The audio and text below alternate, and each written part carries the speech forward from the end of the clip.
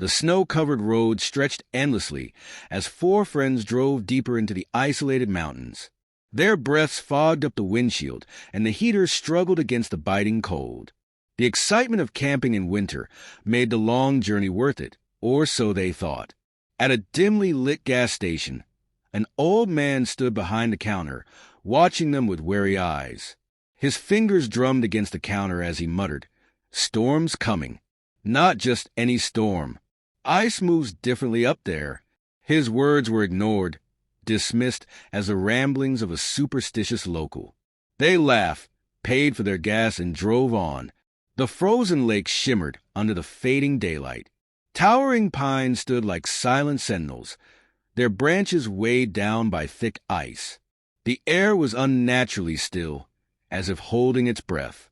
They pitched their tents, started a fire, and talked late into the night, the warmth of the flames the only thing keeping the chill at bay.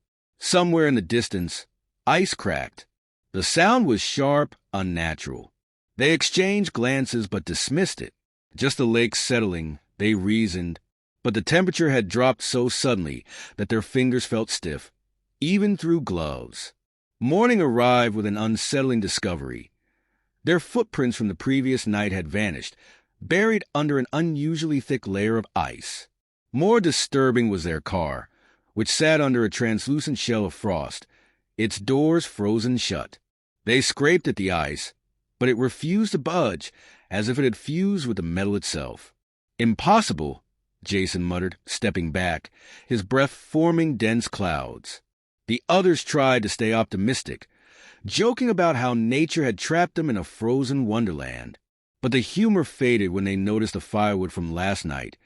Half of it was encased in ice, despite being near the flames for hours. Emma glanced at the trees.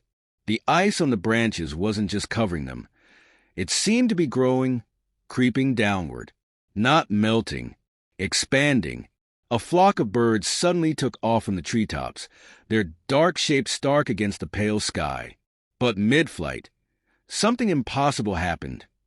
They froze in place, their wings stiff, their bodies suspended unnaturally in the air for a brief moment before plummeting. The silence that followed was deafening. No one spoke. No one moved. Then, Mark took a hesitant step toward the fallen birds. He crouched, reaching out to touch one. His fingers recoiled immediately, frozen solid. No sign of struggle, no sign of life. Just an icy shell of what once was. They hurried back to the tents, suddenly aware of how isolated they were. Their phones had no signal, and the ice on their devices was affecting battery life. Even the simplest touch against metal felt like it would burn their skin. Night fell, bringing with it an unbearable cold. The fire barely flickered, struggling against the dampness. It wasn't just the wind stealing its heat. It felt like something else was draining it. Deep in the night, something outside cracked again. This time, it was much closer. Then came the whispers. At first, they thought it was the wind, but as it grew clearer, they realized it wasn't random. It had rhythm, intention, like voices speaking in a frozen language, just beyond the reach of understanding. Jason unzipped the tent slightly, peering out, his face drained of color. The ice was moving, not melting, not shifting under the weight of the cold. It was slithering across the ground, tendrils stretching toward their campsite with an unnatural hunger. The trees nearby stood coated in thick frost, but it was no longer just the branches. It was spreading down the trunks, consuming the bark like a slow, creeping parasite. "We need to leave," Emma whispered. No one disagreed, but as they reached for their supplies, the temperature dropped even further. Their breath came out in sharp gasps, their fingers barely responsive. The fire died completely, snuffed out like a candle in the wind. Then came the final sign, their tent. Half of it was already frozen over, the fabric stiff and brittle, like it had been left in the Arctic for years.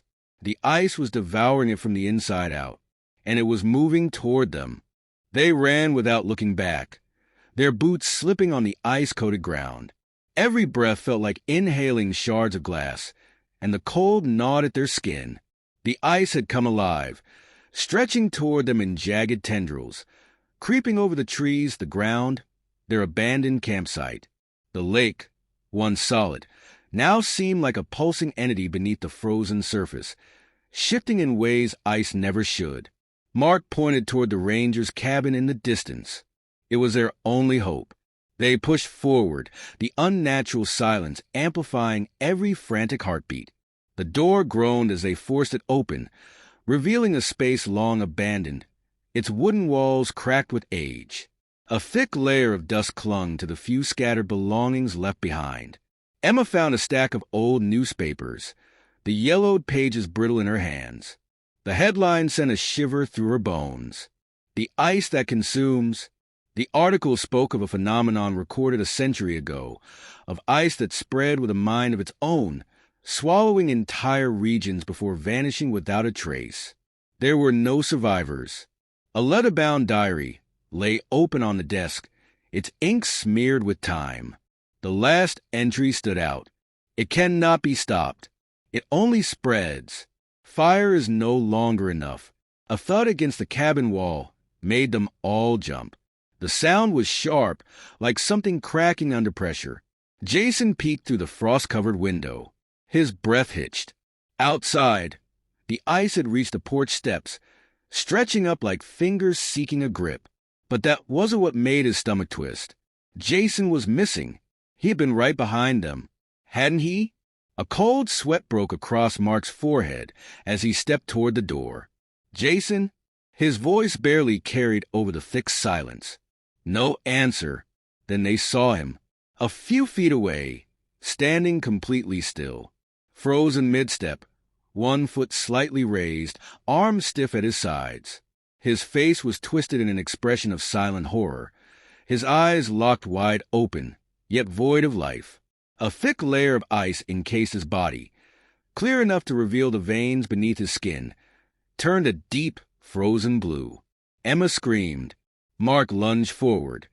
But the moment his fingers brushed Jason's frozen arm, it cracked and shattered into jagged pieces, hollow, empty. There was nothing inside. The realization hit like a sledgehammer. Jason hadn't just frozen. He had been consumed. Panic surged through them, overriding any rational thought. The ice wasn't just creeping, it was hunting. They bolted back inside, barricading the door. Their breath came in sharp gasps, white clouds forming in the air. Emma clutched the diary to her chest, flipping through the pages frantically. There had to be a way out. There had to be something they could do. Then she found it.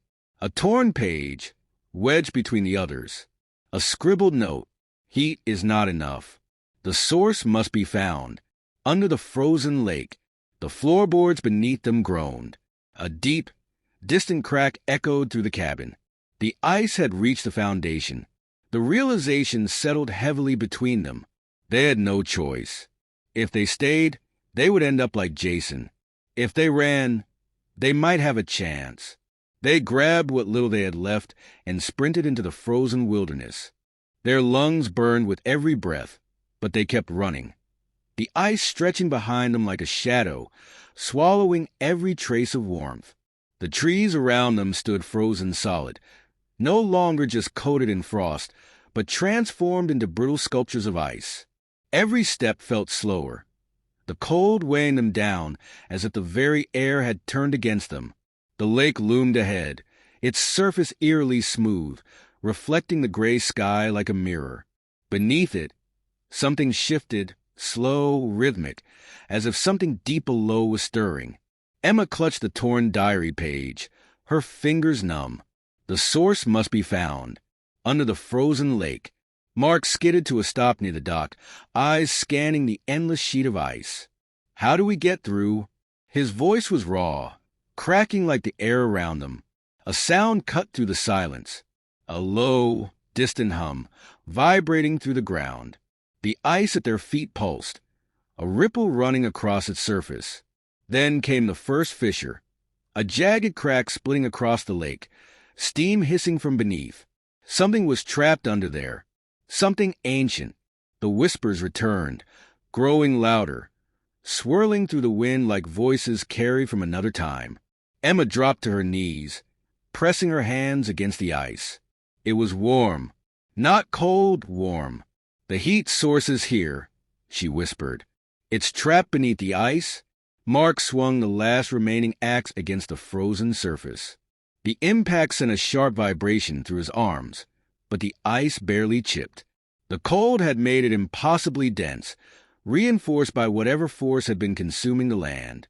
The ice shifted again, faster this time.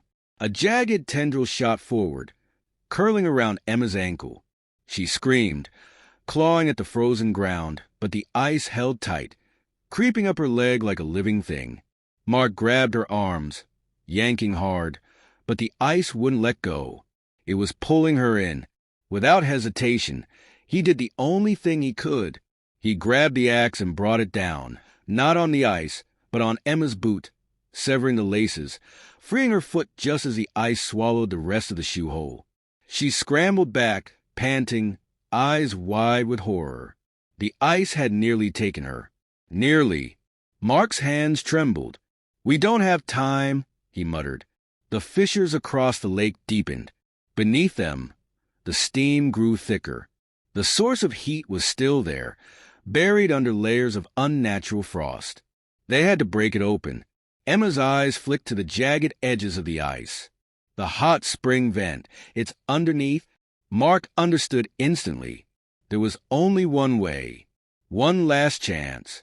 He exhaled slowly, gripping the axe tighter. Get ready to run. Before she could stop him, he ran forward, toward the weakest part of the ice, the cracks hissing with heat. He raised the axe over his head and plunged it down with everything he had. The lake exploded.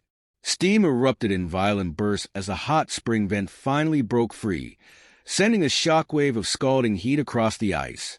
The frost-covered trees cracked and split apart, the creeping tendrils of ice retreating in sudden agony. The frozen lake shattered outward in massive chunks, releasing a deep, guttural groan, like the earth itself was waking up. Emma barely had time to react before the heat wave slammed into her, knocking her backward. The ice around her fractured, breaking apart like glass. And Mark was gone. The vent had swallowed him whole. She crawled back from the crumbling shore, her body shaking. The ice was melting, fast, dissolving into the boiling water below. The frozen trees around the lake were collapsing, steam rising in thick clouds. The invasion had stopped, but it had come at a cost. She stumbled through the thinning frost, breath ragged, heart pounding. The silence had returned, not the eerie, suffocating silence from before, but something else, something empty. Hours passed before she made it back to the main road. The car, once sealed under ice, was now free, its doors unlocking with ease. The nightmare was over, or so she thought. As she drove away, the heater blasted warm air into the cabin. She let it wash over her, trying to shake the bone-deep chill still clinging to her skin. Then she noticed it, the frost creeping up the inside of the windshield. The invasion wasn't over.